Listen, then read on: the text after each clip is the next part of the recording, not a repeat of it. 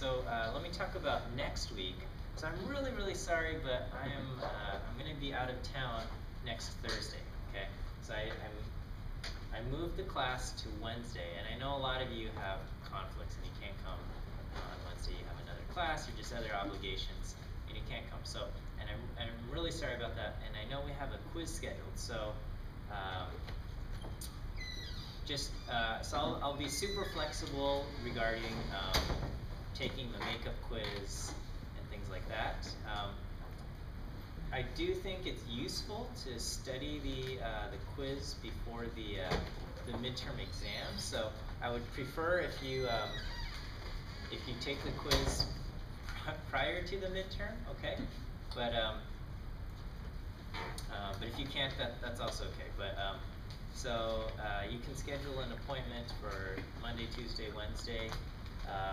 Some of you, maybe like your other class ends at a certain time and you can come here afterwards, and this class goes until 10 o'clock. So if you want to take, and this is entirely up to you, but if you want to come here after the other class and take the quiz from 10 to 10:30 or whatever, you are entitled to do that also. So we'll just figure something out, okay? Regarding either taking the quiz next week or even the following week. I'll be back in town Monday evening, so really I'll be available Tuesday, Wednesday, and Thursday, which will be the midterm. So the midterm is in 2 weeks. So yes. How many questions would be on the midterm? The question on the midterm, I think it's going to be all multiple choice, about 35 questions. Okay. In the past, I would say about 80% of the students finished well within the time limit, and then maybe 20% of the students worked all the way until the end. So, but I think that's reasonable. Appropriate test something like that. Yes. Will you have office hours next week? Yeah, I'll have them on Wednesday from 5:30 to 6:30. So it's just everything's just shifted forward a day. Yeah. So if yeah, I know if the block doesn't work out in terms of the scheduling, just schedule an appointment and things like that.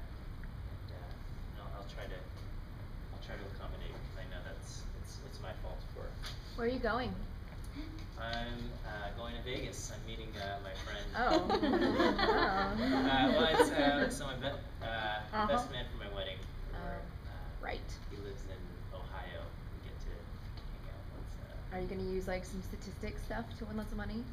No, you can't really. I mean, statistics really only or probability comes into play for like poker, but I'm too scared to play poker. So. Blackjack. Huh? Like blackjack. Yeah, so you can use blackjack, but there's just something fun about playing something that's totally dependent on luck. So my favorite game is craps, and that's just completely luck based. I just play the pass line 6 and 8, the lowest loss. But whatever. Okay. But anyway, that's what's going on. And then the other class, I'm missing something else for another thing. So this. Yeah. Okay. Only because you asked. We needed to know. As your students, Yes. I feel like you have an very, very obligation. important. All right. I'll let you know how I do. All right. So we'll continue on here. Regarding some of these conditions here. Okay. So when it says the sample must be larger, when I say n equals 30, this is the size of the sample, right? So in the computer, we talked about taking samples of size 10 numbers out of that population, which was represented by 50,000 people or something.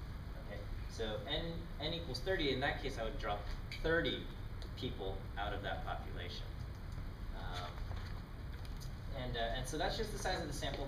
I know there's something just a little bit confusing about the sampling distribution, in that I'm taking samples of size 10 or samples of size 30 or whatever number, but then I said I'm going to do this 10,000 times, or I'm going to do this 50,000 times, or something like that. That 10,000, that 50,000, that number does not matter, okay? That is only to illustrate basically what the distribution will look like, right? So if I just did it once, I would get a single y bar, and I would not really know what the distribution of y bar looks like. It's just be one instance of it, okay? So I had to do it many, many times, like 10,000 or 50,000 times, or ideally we could do it an infinite number of times in order to see what the actual distribution of y bar looks like. But that number in of itself does not play a part in terms of the sampling distribution. The only thing that determines the sampling distribution is the mean of the population, the standard deviation of the population, and the size of your sample. Okay. And actually, this is an important note. Is that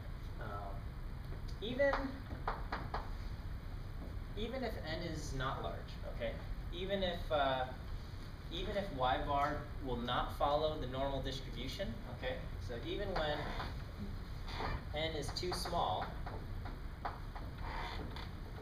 okay, even when n is too small, the sampling distribution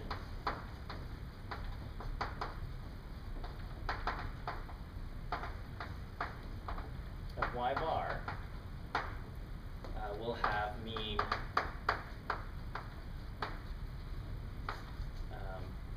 equal to mu and standard deviation equal to sigma over the square root of n. Okay, so this thing will still hold true even when y bar does not follow the normal distribution. Okay, so when we got that pyramid shape, okay, it actually has mean mu and standard deviation sigma over the square root of n. Okay, so even in those cases where it's clearly not normal, it still has those properties of having this mean and this standard deviation. Okay, it's just if we want to be able to use the normal distribution, so we can use our normal distribution tables and answer questions like what percentage of samples of size 25 have IQ over 104. In order to answer questions like that, it has to follow the normal distribution, and for that, the population needs to be large enough. Is that distinction clear there? Okay, so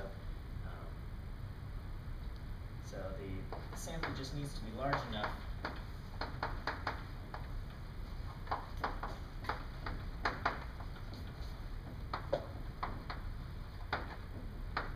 if we want y bar to follow the normal distribution.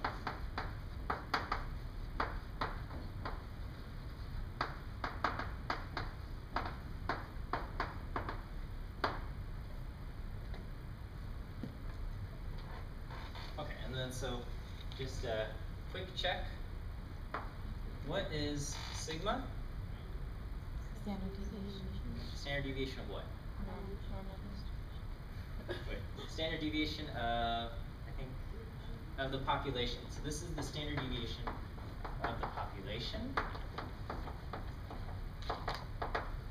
Okay, and what is sigma over the square root of n?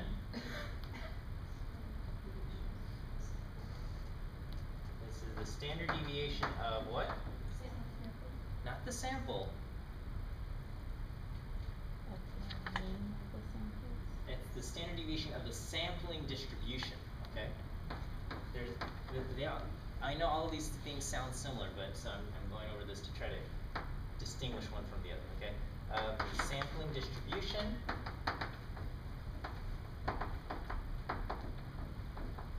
Okay, and to be technical, we should say sampling distribution of y bar. Okay.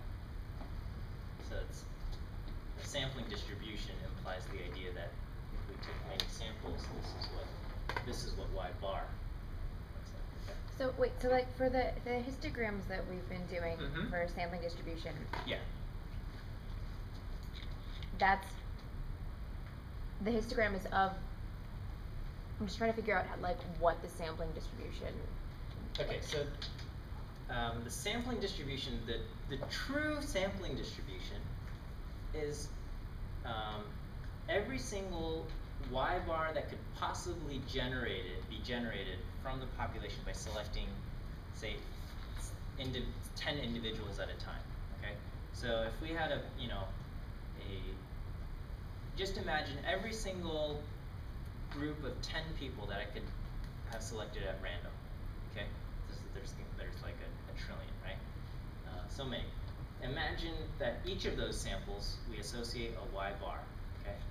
And then we look at all of those Y bars that could possibly be generated, and we look at the distribution of all the Y bars. That is the sampling distribution, okay? Now, we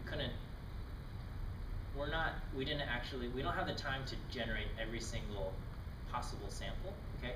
And so we approximated that just by running a simulation of 10,000 or 50,000 random realizations of Y bar, okay?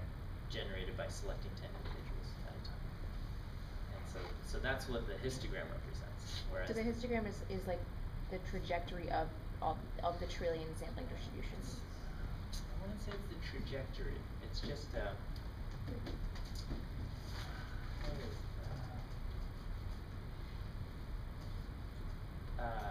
yeah, it's just kind of maybe you can think of it as that, but it's just kind of like, here's an approximation by looking at this, right? So when like Time Magazine publishes some sort of infographic and says 45% of Americans watched this TV show or something, they didn't actually go and survey all Americans, right? What they did was they surveyed maybe 1,000 and they said, do you watch this TV show? And 45% of those people said, yeah, I watched that show. Okay? That would be actually an incredibly popular show. 45% of people watched it. And so that's basically basically what we're doing here, okay? But we just did 50,000 rather than all trillion possible things, okay? There's actually a statistical method based on generating every single possible thing, and that's for smaller samples. It's called Fisher's exact test, but we won't worry about that, okay? So anyway, this is this, okay? So when we said, what's the standard deviation of the sample, what is the symbol we use to describe this?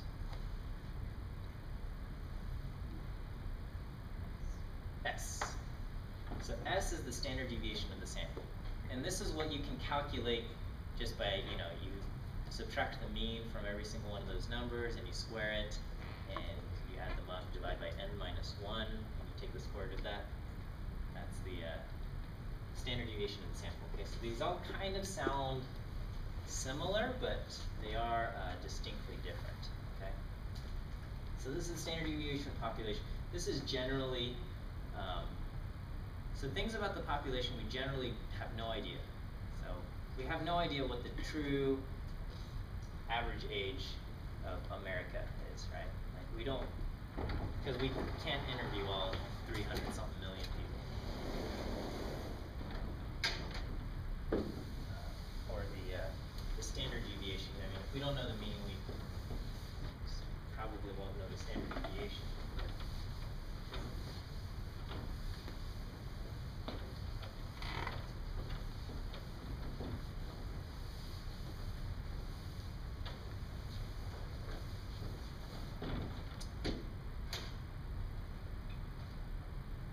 Okay.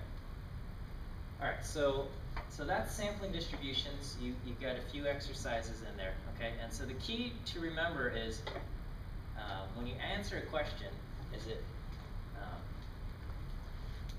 be able to know the difference between, what is the probability that a person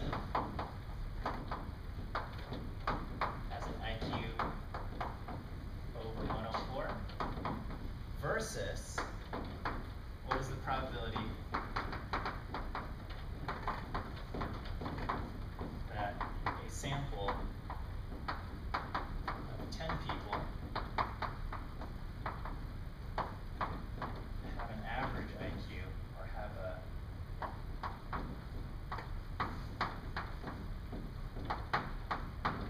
over 104, okay?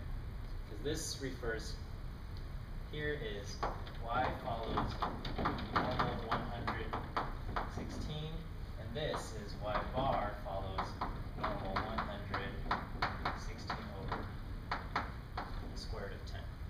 Okay, so this distinction is very important. This is population. This is sampling distribution.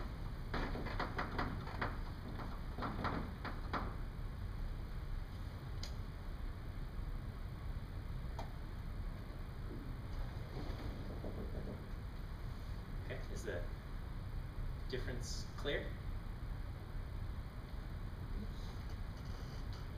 Okay,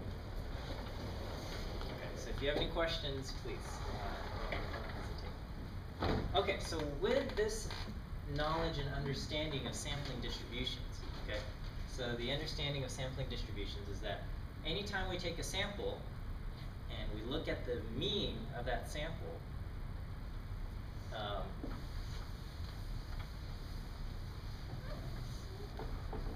the mean of the sample, well, as long as those conditions are met, the mean of the sample will follow a normal distribution.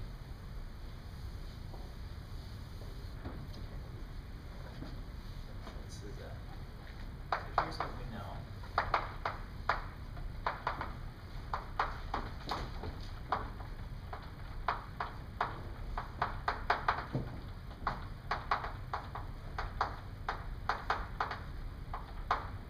Okay, so this is if we take a sample, take a random sample,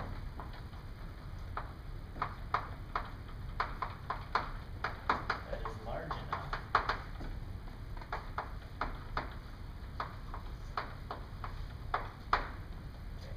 we know that the sample mean comes from a normal distribution with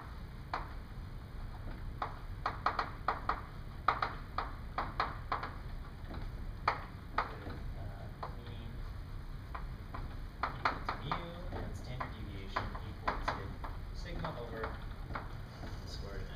Okay, so this is a piece of information that we know.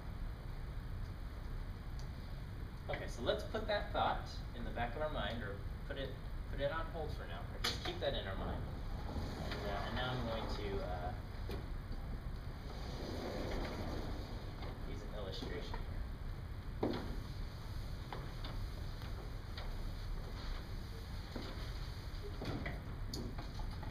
Literally. Here is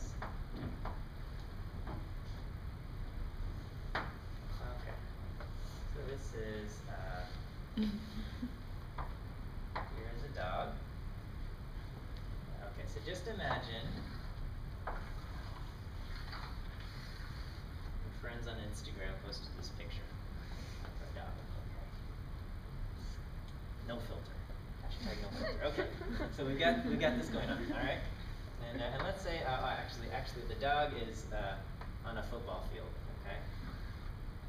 And he's standing over 50-yard line. Okay. Let's say. Okay, so we see this, and someone says, so the caption says, not a picture of just a dog,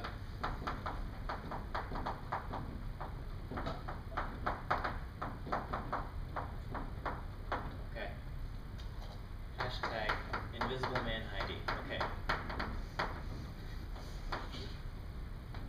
Alright, so somewhere in there, there's an invisible owner giving his dog a walk.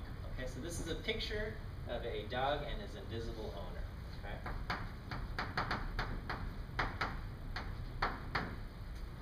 All right, and the dog also with invisible leash.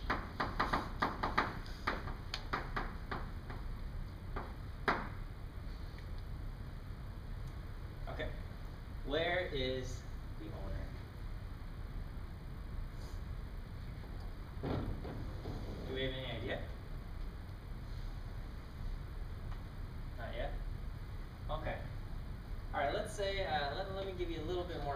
information about this leash.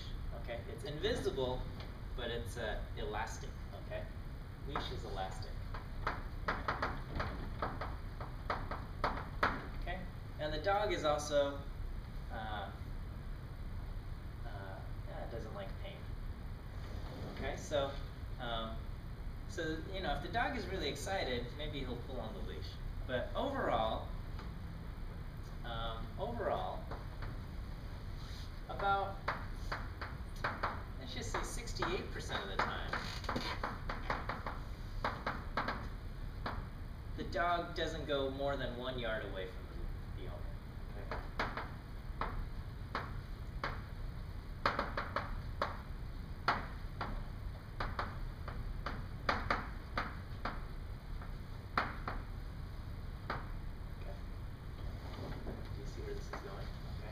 Let's say about 95% of the time,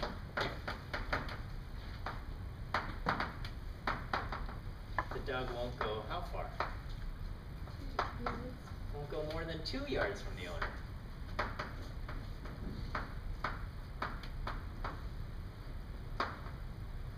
Okay? And, you know, only in the rarest of circumstances will the dog pull so hard that he's more than 3 yards from the owner, okay? 99.7% of the time, dog is within 3 yards of the owner. Okay. So, what can we say about, can we say anything about where the owner is? We know that the dog is for a walk with an invisible leash with the invisible owner. What can we say? Between 1 and 3 yards behind him. So we can say, and it's actually possible that maybe the dog is interested in something over here and is not following the owner too. So it's possible that the dog is behind the owner too. Okay? So I can say something. So based on these statements, I could say, well, you know, I don't know exactly where the owner is, but I'm 95% confident that the owner is within 2 yards of the dog. Okay?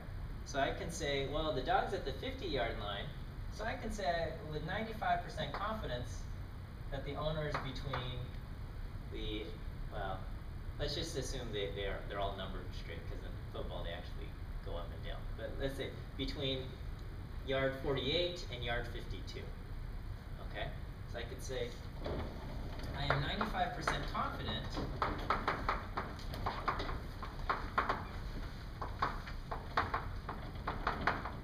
that the owner is between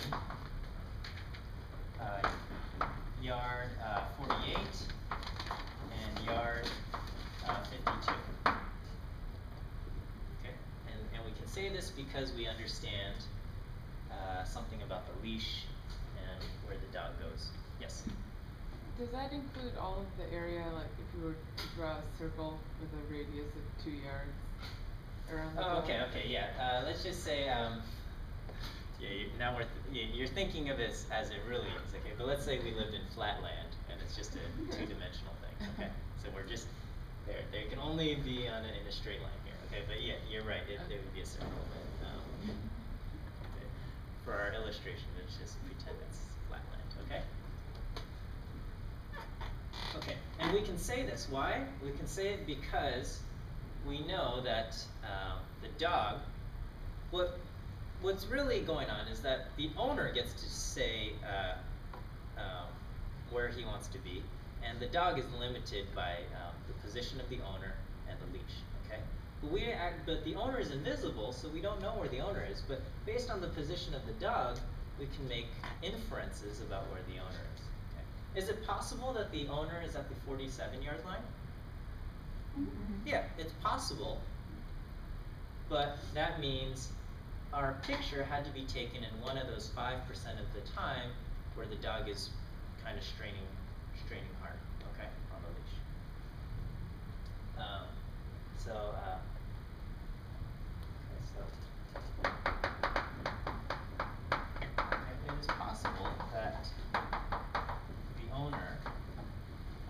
more than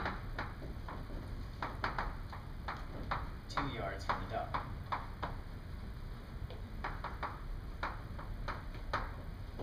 But that means this picture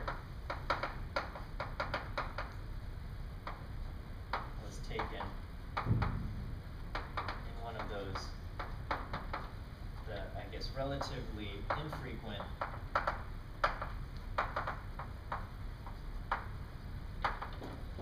times the dog was far from the owner.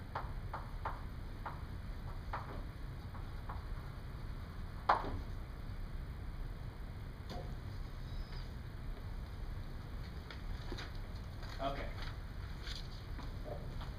So I hope this part is okay. Alright, so let's take this. This is supposedly supposed to be an example of a confidence interval.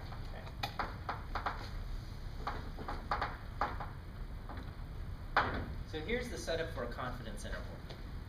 We want to know where the mean of the population is. Okay, we want to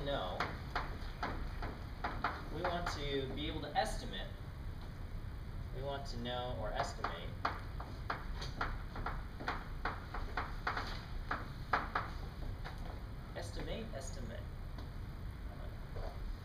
the mean of the population.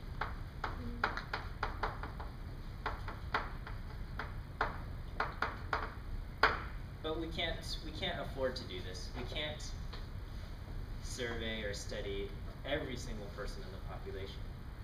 So we study a sample. Okay. We can't study everyone.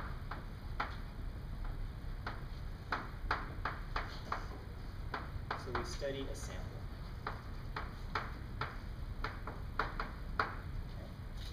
Okay. And the sample we observe, from the sample we observe y bar.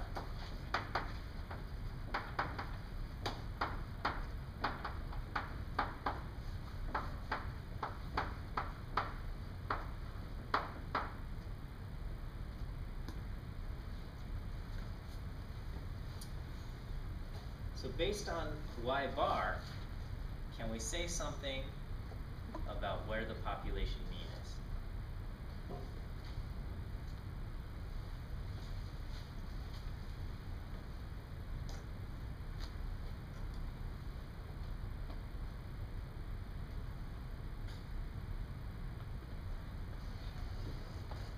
Sorry, one more time? Okay.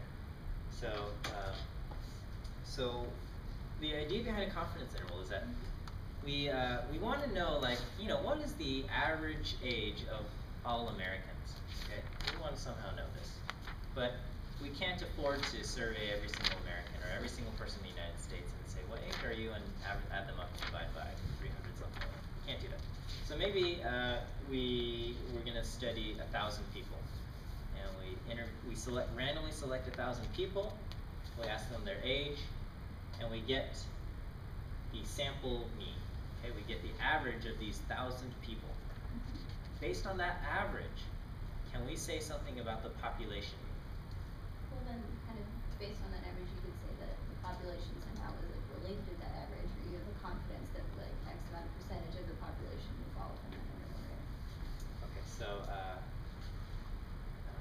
there's a few technicalities in what you said, but the answer is yes. Okay, so y bar is basically the parallel equivalent of where the dog is. This is what we can observe. We don't know the population mean. The population mean is the owner, the invisible owner. Okay, we don't know where that is, but we observe y bar. Okay, so y bar is represented by this dog. Okay, and from sampling distributions, we know that y bar behaves a certain way. It follows the normal distribution, and because it follows the normal distribution with mean what? Population mean mu. Okay, because it follows that normal distribution, we know that y bar is not going to be too far from the population mean mu. Okay, and in fact we know that 95% of the time it's going to be where? within two what? Standard deviations. Standard deviations. And how much is each standard deviation? 1 yard. Sigma over the square root of n. Okay, so it's not sigma, but it's this standard deviation, the standard deviation of the sampling distribution. Okay, so from this, we know that y bar is not going to 95% of the time, y bar is not going to be more than 2 standard deviations. These standard deviations from the population mean mu. So we can reverse, kind of flip that statement around and say I'm 95% confident that the population mean is within 2 standard deviations, or 2 of these values of this y bar. Does that make sense? It's a little bit of a step, but okay, we observe y bar. Okay, but we know. Okay, so we know y bar follows the normal distribution with mean mu and standard deviation sigma over the square root of n. So based on y bar, we can say something like, I am 95% confident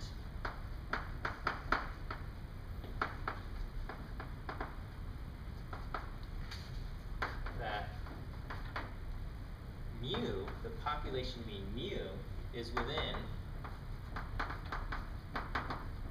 2 times sigma over the square root of n of y bar. So is it because you're working with like a normalized sample or whatever that you can then deduce from your larger population that it's going to follow, I guess, the empirical rule based on whatever deduction you want to make out of it? Okay. I kind of lost you a little bit. Okay, no, it's fine. I kinda got Don't, lost. just keep going. Okay, sorry. So yes, so what we're saying is that we understand something about sampling distributions, and the thing we understand about sampling distributions is that whenever we take a random sample that's large enough, we know it's going to follow the normal distribution. Okay, and because it follows the normal distribution, we can also say that it's going to be that 95% of the time, y bar is within 2 standard deviations of the mean mu. Okay. So from an opposite perspective, which is kind of what we're doing here, so here I'm saying 95% of the dog does 95% of the time the dog does not go more than 2 yards from the owner. Okay. But now if the owner is turned invisible, based on the dog, I can say I'm 95% confident that the owner is within 2 yards of the dog. Okay? And we're applying that same kind of reverse thinking here, is that we know that y bar is 95% of the time, y bar is not more than 2 standard deviations from mu. So based on where I see mu, I can say I'm 95% confident that mu is within 2 standard deviations of y bar. Okay? Yes, is it possible that mu is more than 2 standard deviations from y bar? Yeah, it's possible. But it means that we had to, that the y bar we observed had to be one of those 5% times when y bar was more than 2 standard deviations from mu. Okay? And where did this 2 and the 95% come from anyway? Well, it's the empirical. Where did the empirical rule come from? And technically, what's a better number than 2? 1.96. Okay. So this is when you look up in your normal table. Okay. So let me just explain where the 2 comes from. And it's actually a better number is 1.96. If you looked at the normal table and I said, I want to know where the middle 95% is, how much is going to be over here? And how much is going to be over here? So total of 5%, so I would have 2.5% over here, and I would have 2.5% over here. So what is the z-score that's going to give me 2.5%?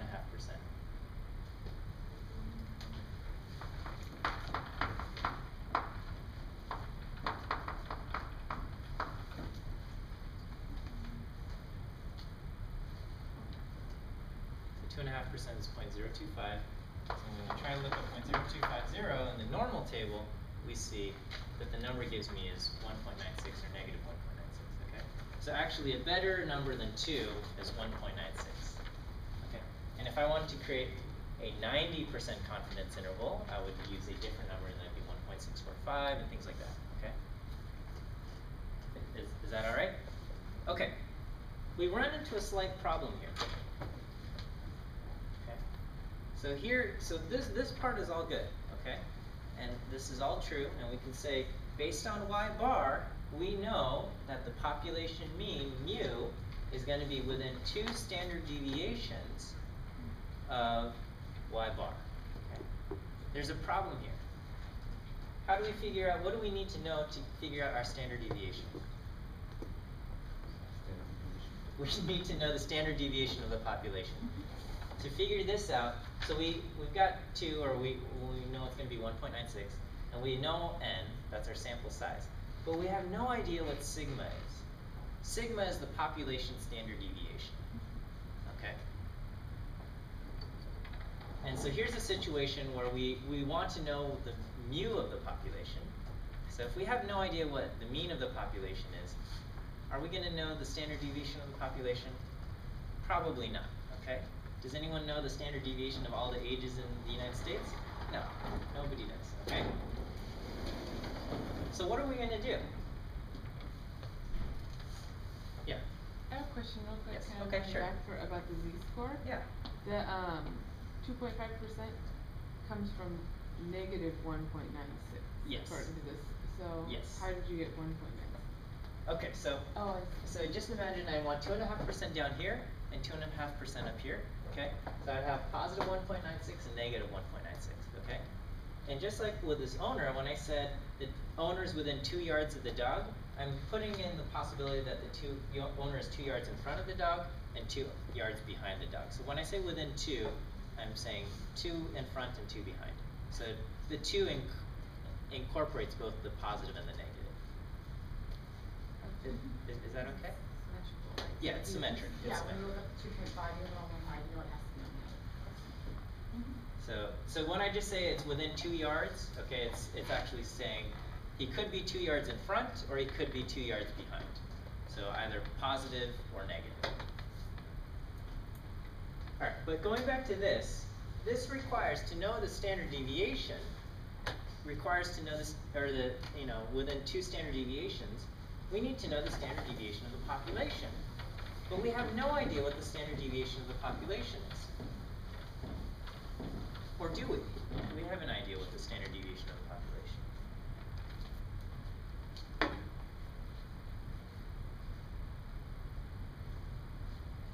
Well, we've just taken a sample of 1,000 people and asked all of their ages.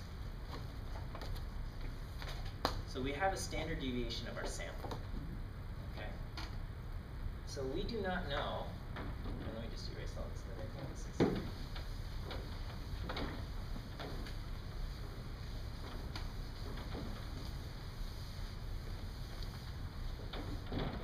So we don't know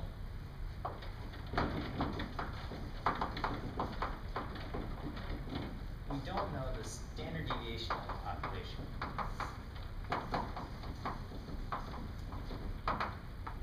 Okay, so we can't figure out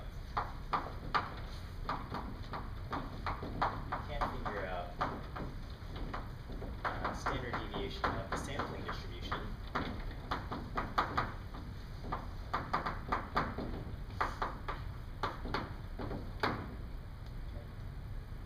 But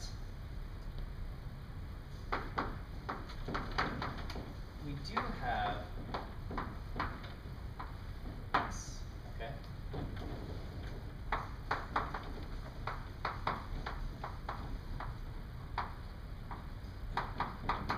So we do have the standard deviation of our sample. Is the standard deviation of our sample going to be the same as our population standard deviation? No? No, but it should be close, right? It should be close. Okay. So this is not exactly going to be the same as sigma. So S probably is not the same. I'm just going to write S should be close to sigma. Okay. Not exactly the same, but it should be close. So what we're going to do is we're going to use S as our best guess for sigma.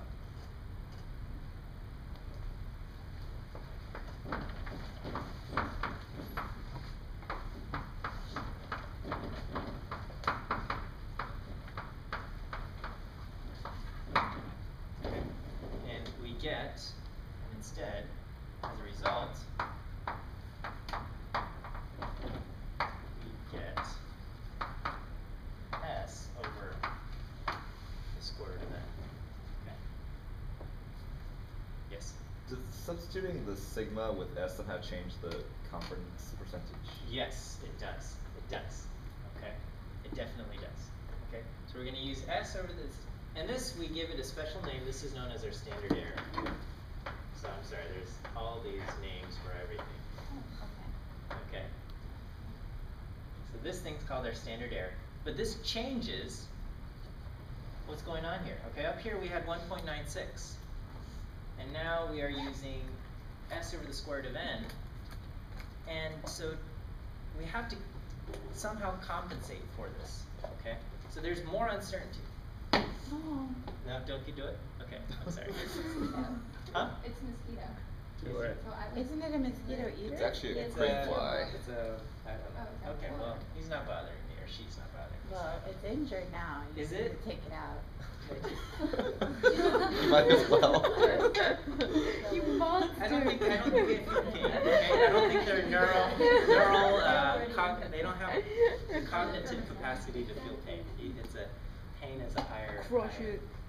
Oh gosh, no. You should No, have it's to totally kill it. fine. It's totally fine. It's fine. It's fine.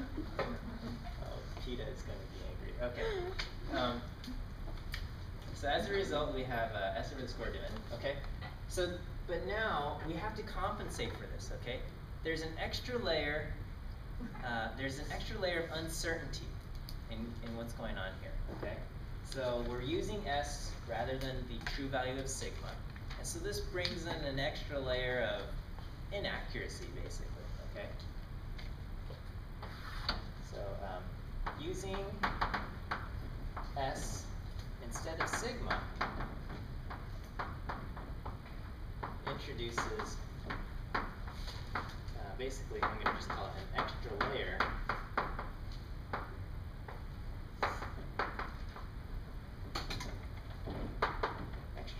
of uncertainty or inaccuracy.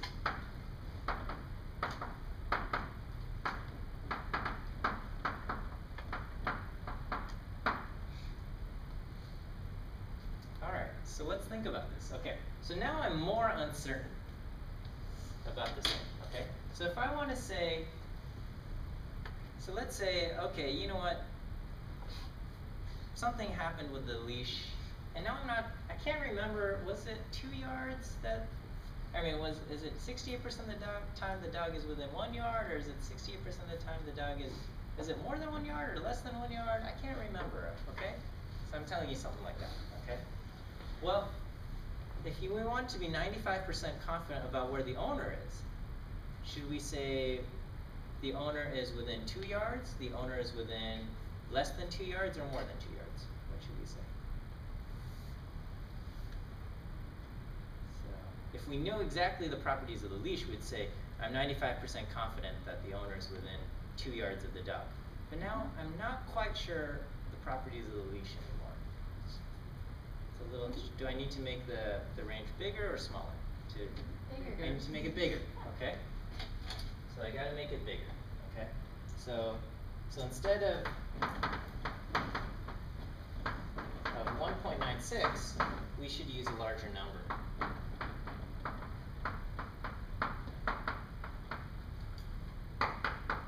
Okay?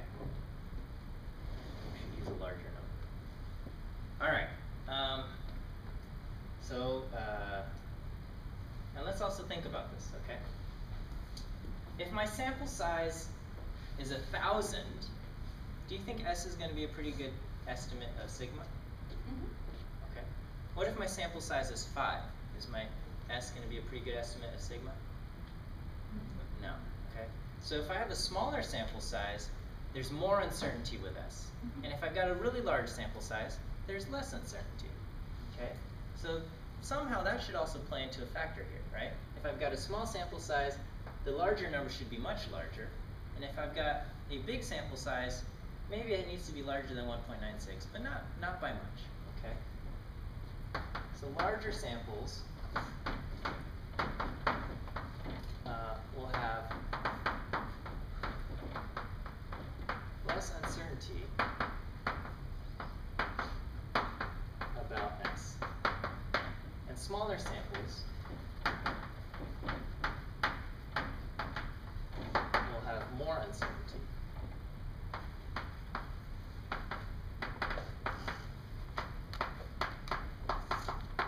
about S. Alright, so I'm all telling you this all now, okay? Now, when people were discovering statistics, they didn't know this, okay? They just said, oh, so this actually happened in Ireland at the Guinness Brewery, and the guy was using statistics to try to figure out if the acid content in the beer was good or bad or something. And they didn't know this. They were just like, oh, let's just use S. We don't know sigma. Let's just use S, and let's just go with it, okay? It can't cause that much of a problem. And when they were doing that, the guy was like, oh, and they did this, and the person would discover that that a whole bunch of batches of beer were bad, and he'd say, oh, you know what, we got to reject this batch of beer, and we got to reject this batch of beer, and we got to reject this batch of beer. But then the other team, they would check it, and they would actually do the tests, and they would say, no, the beer is fine. Stop rejecting all of our beer. So they said, okay, we're running into a problem here, okay? And the problem was he was using 1.96 rather than this compensated thing, okay? And so he did a study, and he didn't actually understand the math, so he did all of the work by hand. He's like, okay, let me take samples of size 4 over and over and over again. And he did this like 1,000 times, and he calculated all these standard deviations by hand because they didn't have computers, so he had to do all of this by hand. This was like in the early 1900s, and he figured out this distribution. Okay, and so this thing, this is Galton's, no, not Galton's. What's his name? Okay, so the T distribution. Okay, this is known as the T distribution. And this is basically a compensated normal distribution. Okay, student's T distribution. Guinness didn't want him to publish stuff where it got traced back to the company, so he had to publish it by the pseudonym of student. And it was called student's T distribution. And this is, it looks a lot like the normal distribution, okay, but it's compensated, okay, and basically, when there's something called degrees of freedom, which is tied to how big your sample size is. When degrees of freedom is equal to infinity, so basically when your sample size is infinity, this is equal to the normal distribution. It's the same thing as the normal distribution. But when you have less degrees of freedom, when you're basically using a finite sample size, it's compensated, and this is an over-exaggeration, but the distribution is made wider and wider based on how many degrees of freedom you have, okay? And so this is like a medium sample size and a very small sample size. In order to get 95%, rather than going out to 1.96, you have to go out to someplace like 3 or something, okay? All right, so let's take a look at our T-table, okay? This is table 4 in your note, in your hand, or whatever, the reference tables. Okay. And this thing looks completely different from the normal distribution.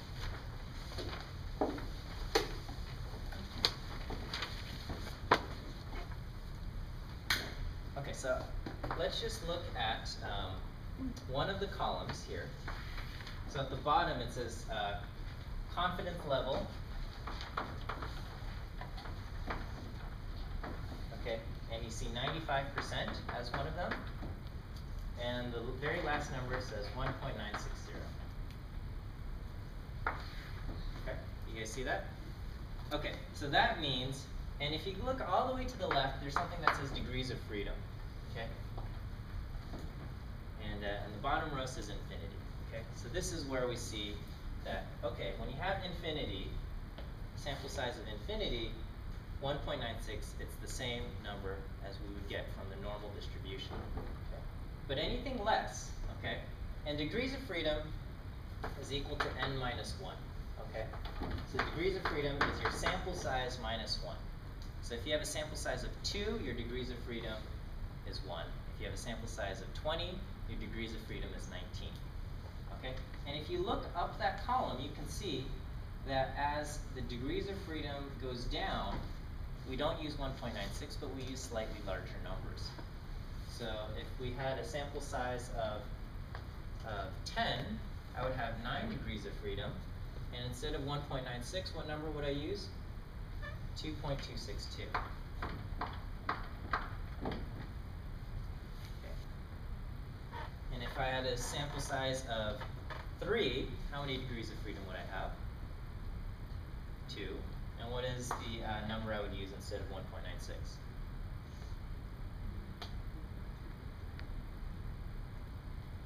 4.303. Okay. Is that all right? Okay. And so this, we use the t distribution because we're using s rather than sigma. Okay. If we knew sigma, if we knew the population standard deviation, we would just use 1.96. But we don't. And so there's that extra layer of uncertainty, so we have to compensate for that by using larger numbers rather than 1.96. And the larger our sample size, we can use a number very close to 1.96. But if it's a small sample size, we got to compensate for it by using much larger numbers. All right, so let's summarize all of this.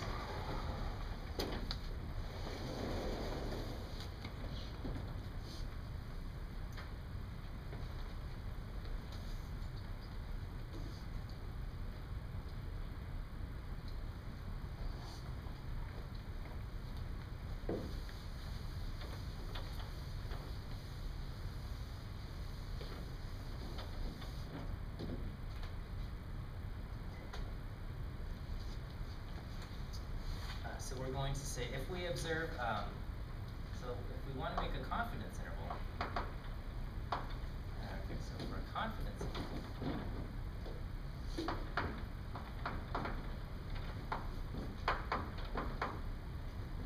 okay, we say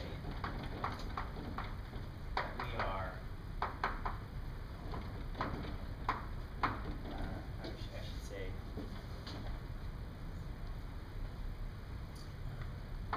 X% confident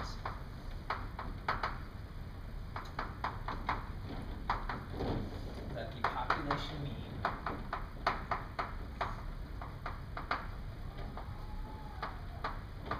is within the interval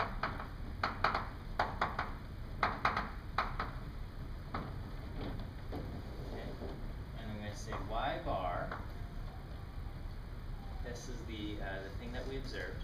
And we're going to say that the population mean is within some distance larger than it and some distance smaller than it. Okay, so I'm going to write plus or minus, and the amount is t star. Okay, so this means the critical value that we look up in our t table multiplied by s over the square root of n. Okay, so t star is the value we look up in the t table. Okay, and that's known as our critical value.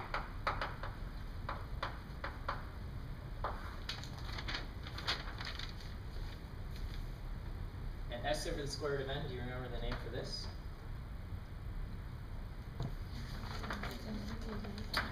Standard error.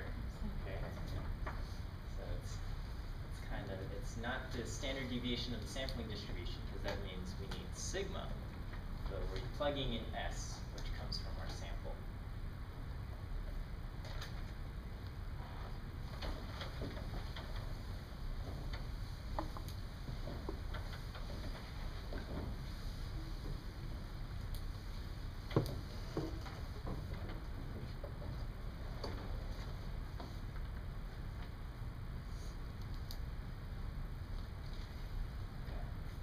So let's try an example.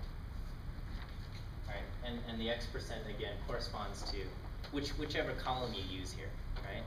So there's a column for 95%, there's a column for 90%, column for 99%. Okay? Would we ever have a column for 100%? No.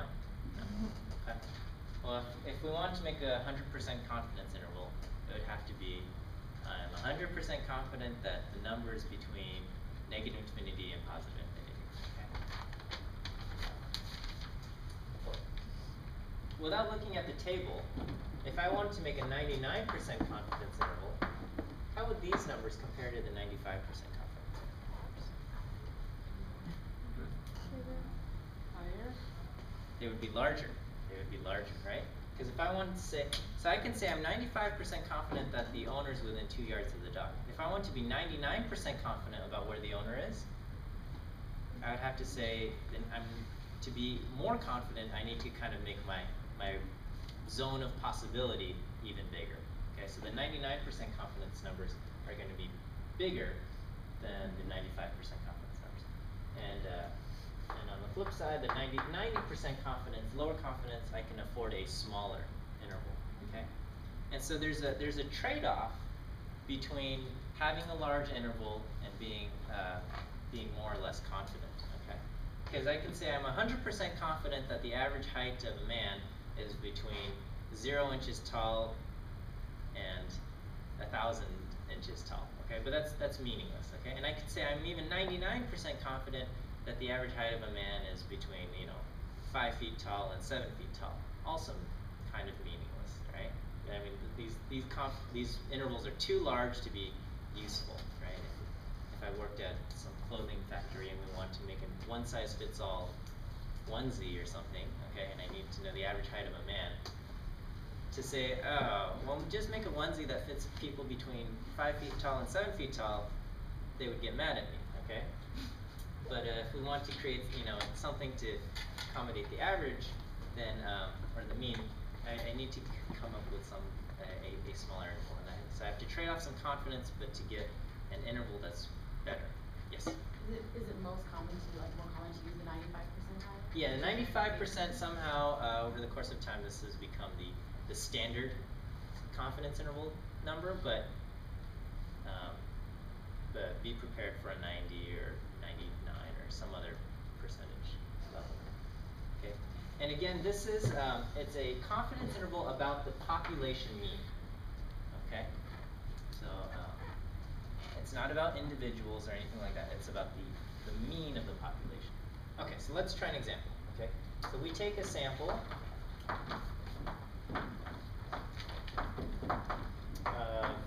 Let's say 10 randomly selected men.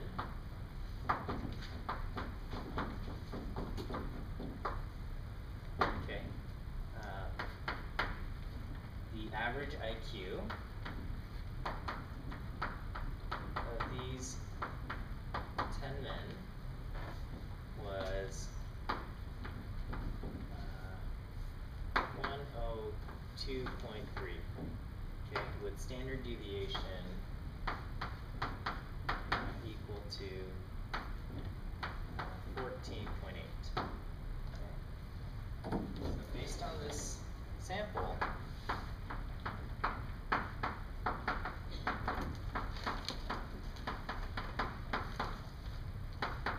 make a 95% confidence interval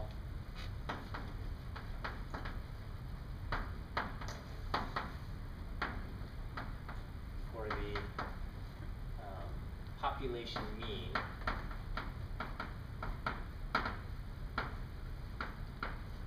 IQ of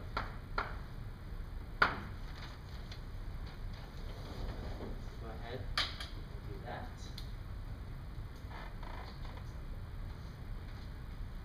Is it standard deviation of the sample or the population? Yeah, standard deviation of the sample, right? Yeah, so.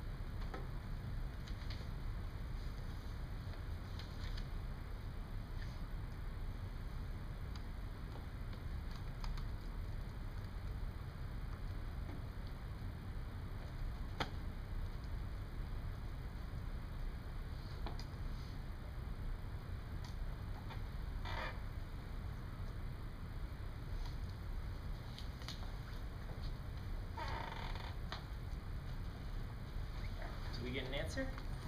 Okay. Did we get this? No? Okay. So yeah, so this is what we're going to use to create a confidence interval. So what was our mean? Our mean was 102.3. And this is serving as the center of our interval, right? Because right now, I took a random survey of 10 men, and this serves as our best guess for the average right now, okay, of the population mean. But there's uncertainty about that, so we're going to go up or down T star. So we look up 95%, that 95% column, and 9 degrees of freedom, right? Degrees of freedom is any minus 1. Okay, so 9 degrees of freedom, I'm going to get 2.262. And S was 14.8. And square root of n, square root of 10. Okay? And then so when you multiply all of this, you get something like 10.6. Okay, that's just rounded off. So I have 102.3 plus or minus 10.6, which means if I do 102.3 plus 10.6, I get 112.9. And then I do 102.3 102.3 minus 10.6, and that gives me 91.7.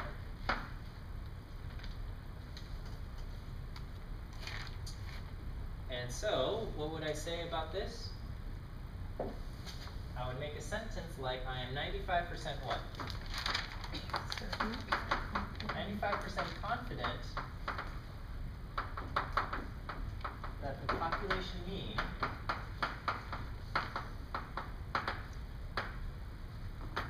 IQ, so the mean IQ of the population, so it's not that 95% of men have IQs between in this range, okay? It's just I'm 95% confident that the mean IQ is within this range, okay? That the population mean IQ is within the range 91.7 and 112.9. And I'm using the word confident and not probability. I'm not saying there's a 95% chance or 95% probability. Why not?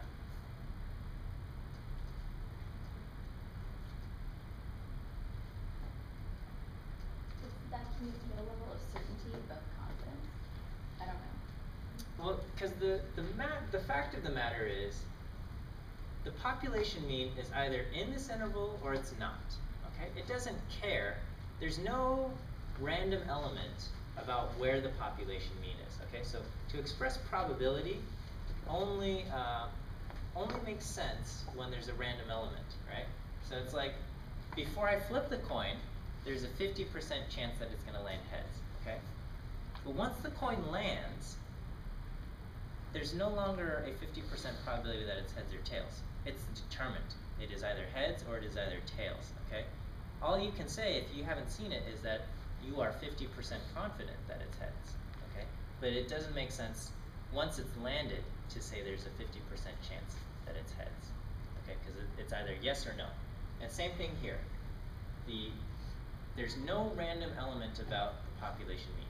It's set somewhere. Somewhere out there, there's a true value for the population mean, and it's either in this interval or it's not. But we are saying we're 95% confident that it's in this interval based on what we understand about sampling distributions, and we're basically counting on the fact that this 102.3 average is not one of those 5% of times where it ended up being more than 2 standard deviations away, okay? Or in fact, well, there's 2 things we're counting on. We're counting on that this 102.3 is not too far away, and that this 14.8 is not too different from the population standard deviation. So there's 2 things that we're counting on, and we kind of compensate, and that's accounted for in this 2.262 distribution that this guy calculated for us, and things like that. Okay. So all we're saying is we're confident that the population mean. Again, this is not about individuals or anything like that. It's the population mean. Right. Is that okay? Let me also just tell you a little bit about degrees of freedom. Why is degrees of freedom equal to n minus 1? Okay, so the concept of degrees of freedom, there's a few different things going on. But basically, we could play a game, right? And I could say, all right, give me a number, 100, okay? And I could say, you can pick, we're gonna have 10 numbers, okay? I will let you pick any 9 numbers, and I can guarantee you that the average of those 9 numbers is going to be 100 as long as I get to pick that last number. Does that make sense? So if the average of 10 numbers, if we want to make sure that the mean of 10 numbers is some certain number, you guys can pick any numbers you want. As long as I get to pick that last one, I can make sure I pick it in such a way that the average is 100. Okay? So anytime there's something set like that, you have n minus 1 degrees of freedom. You guys can pick whatever you want for those, but 1 has to be locked down in order to obtain a certain statistic. Okay, so that's where it comes from. It's going to change when we look at other examples where it's a little bit more complicated, but that's what we have, okay? Alright, are there any questions? Do you want another example, or is this, yes?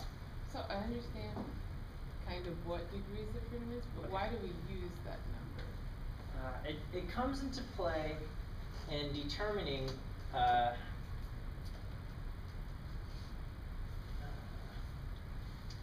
so the actual answer is more complicated than I want to go into.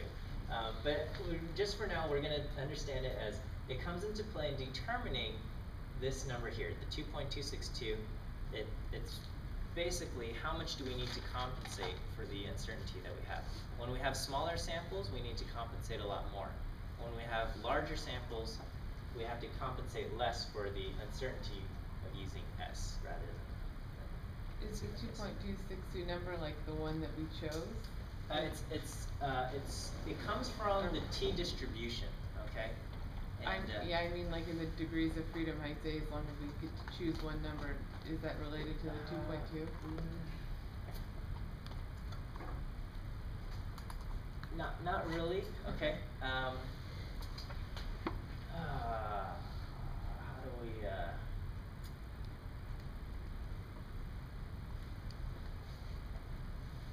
I don't know if I can give you a simple explanation, okay?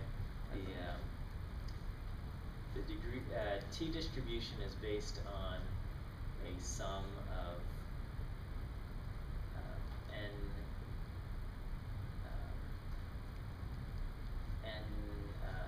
random variables that follow the normal distribution. But okay, yeah, I can't. The answer is if you take a mathematical statistics, like if you love calculus and statistics, you can take a class called mathematical statistics, and then we'll go into where this T distribution comes from and why these numbers are this way, okay? And for now, for an introductory stats class, I think I'm just gonna have to leave it as this is the T distribution. We're not going to try to understand where these numbers come from. Here are the numbers, we're gonna just use them. And it's a little bit like, here's a black box, and this is how you use the tool. In terms of where the numbers come from, yeah, there's, you can look it up on Wikipedia, on T distribution, okay? And it will explain all of the math background. It's probably gonna be a little overwhelming, okay? But if you're interested, it's definitely explained there. But I'm gonna just say it's beyond the scope of the course. I mean, nobody really asked, you know, why is the normal distribution all of these numbers, right? There's actually a complicated formula and integral that goes into all of these things, but it's not necessary to understand for what we're doing. Okay, so I'm sorry, that's not a satisfying answer, but that's all I'm willing to go into, I guess. Okay, so anyway, you guys have some homework exercises, and to do that. So see you guys next week if you can make it,